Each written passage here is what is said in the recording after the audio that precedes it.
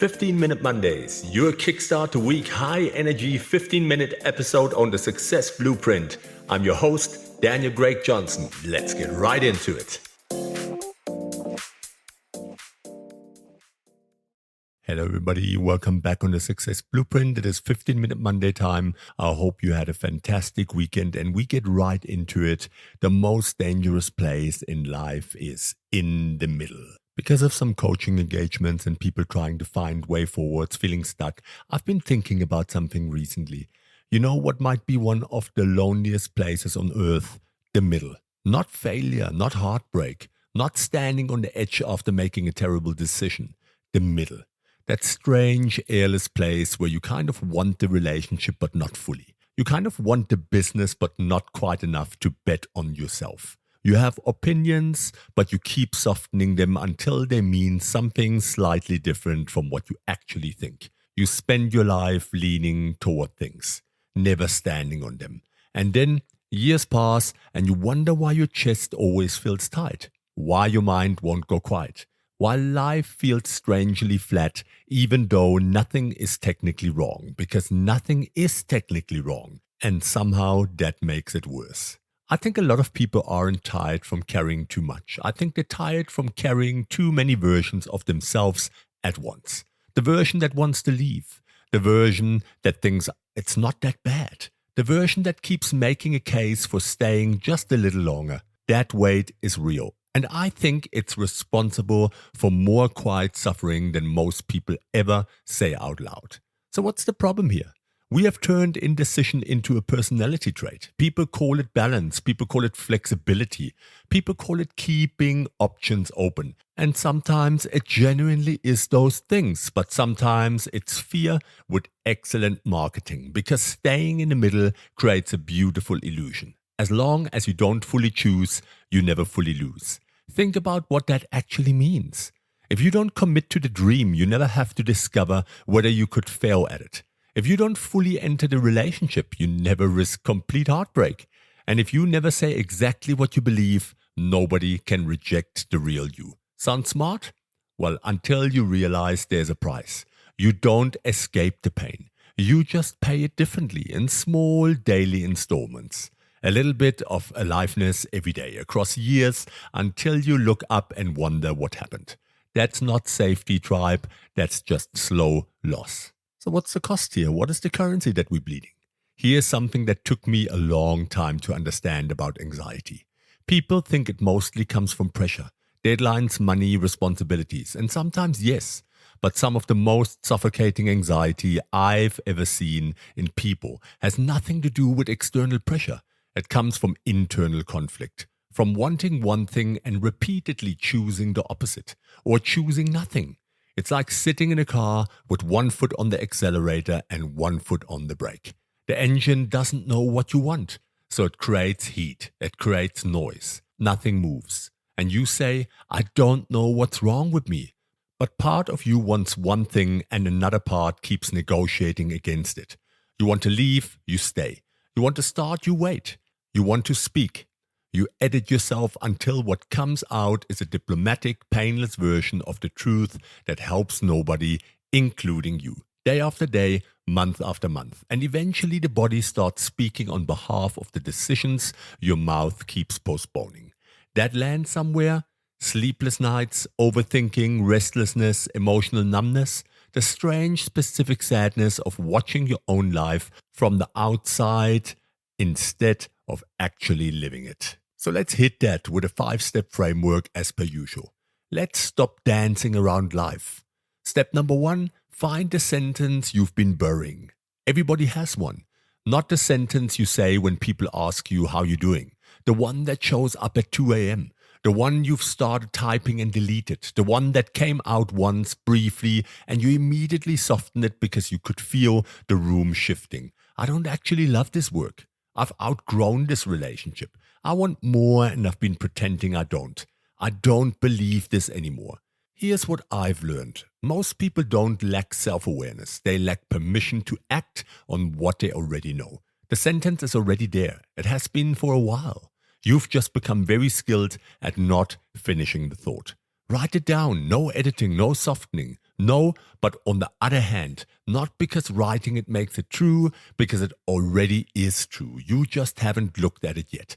Step number 2, stop waiting for unanimous approval. You know what's quietly exhausting, trying to collect enough external support before you live your own life.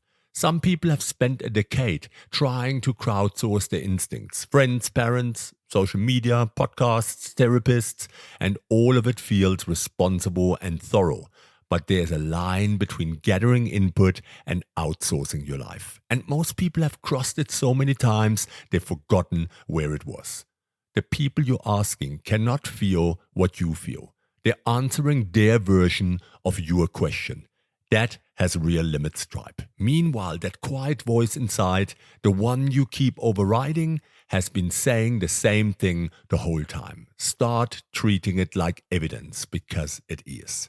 Step number 3, make smaller, irreversible decisions. People think every big change requires a dramatic moment, a clear sign, fireworks. Sometimes choosing looks boring. Canceling something, signing up for something, sending one message you've been drafting in your head for 6 months, saying a no you've been swallowing. Here's why this matters more than it sounds. Small, irreversible decisions create evidence. Evidence that you're someone who acts. And identity follows behavior, not the other way around. You don't think your way into being a different person. You act your way there. One real decision is worth 1,000 intentions. Tiny moves actually made, that's the lever. Step number 4, let yourself be misunderstood. Who cares? This one is harder than it sounds because the middle is crowded for a reason. When you're in the middle, everyone can stand you. You're not making anyone uncomfortable. You haven't staked anything, so nobody feels implicitly challenged by you. The moment you actually choose, something shifts. Someone gets quiet. Someone says, "Are you sure?" in a tone that means, "I wish you wouldn't."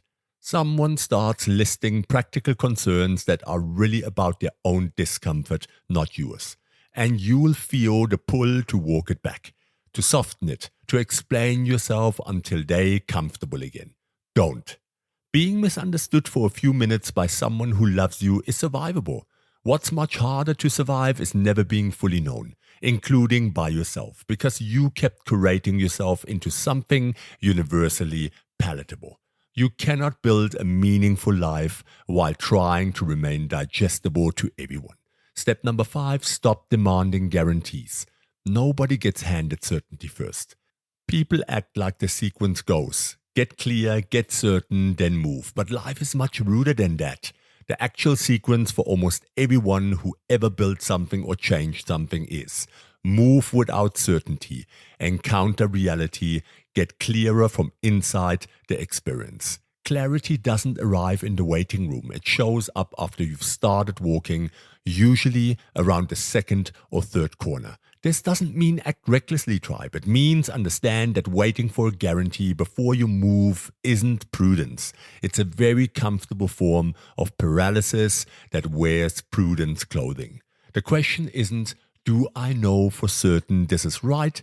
The question, tribe, is, am I willing to find out? And what's the meaning here? Why is this so important? Here's the thought I couldn't shake when I first encountered it. Maybe some depression isn't only sadness. Maybe sometimes it's grief. Grief for unlived versions of yourself. For opinions swallowed for so long they stopped feeling like yours. For dreams that didn't die dramatically, they just quietly expired while you were waiting for the right moment.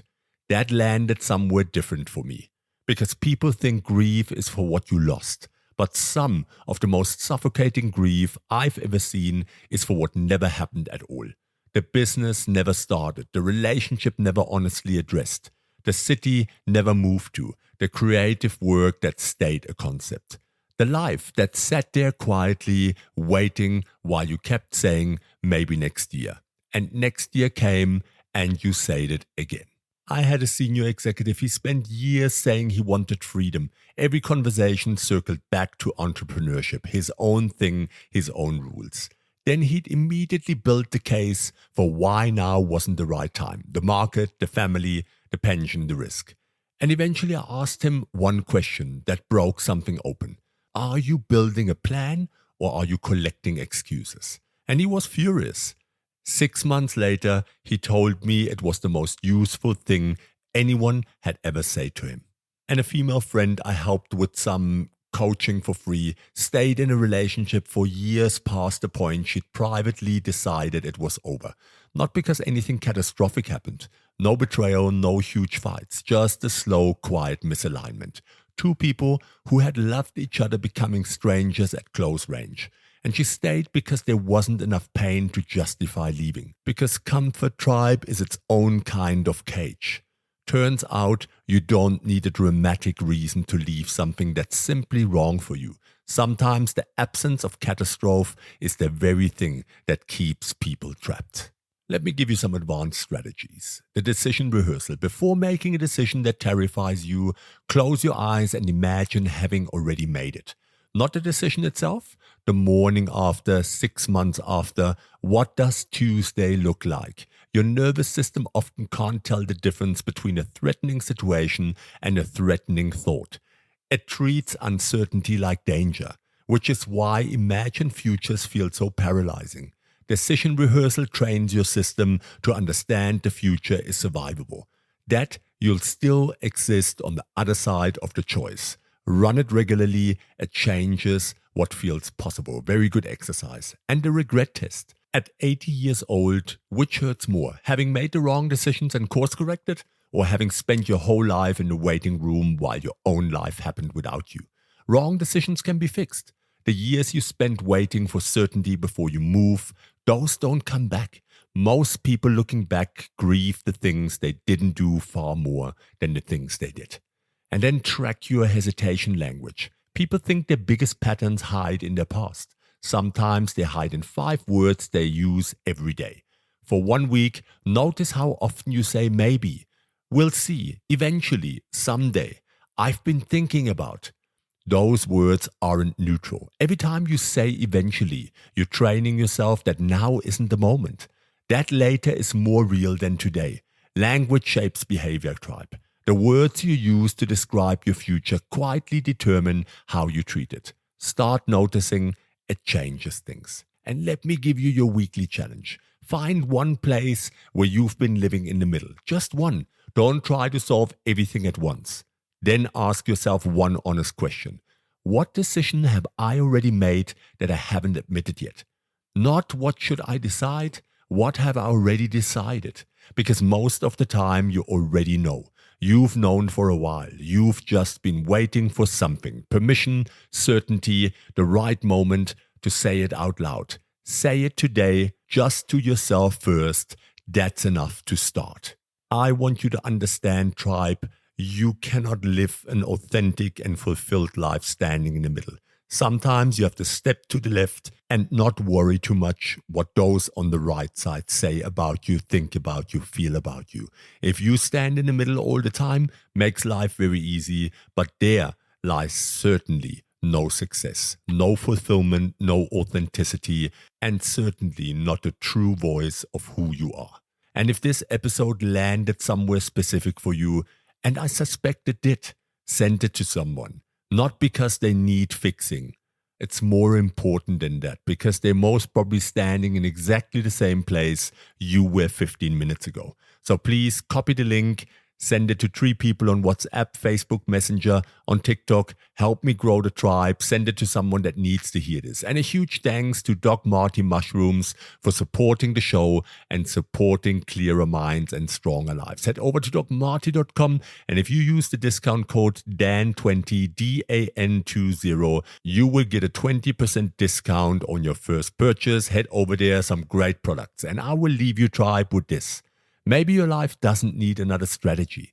Maybe it needs fewer negotiations, fewer conditions on the courage you already have. Pick a side, say the thing, choose the dream, risk the embarrassment, have the conversation you've been rehearsing in your head for months, because standing in the middle for 20 years still counts as standing still.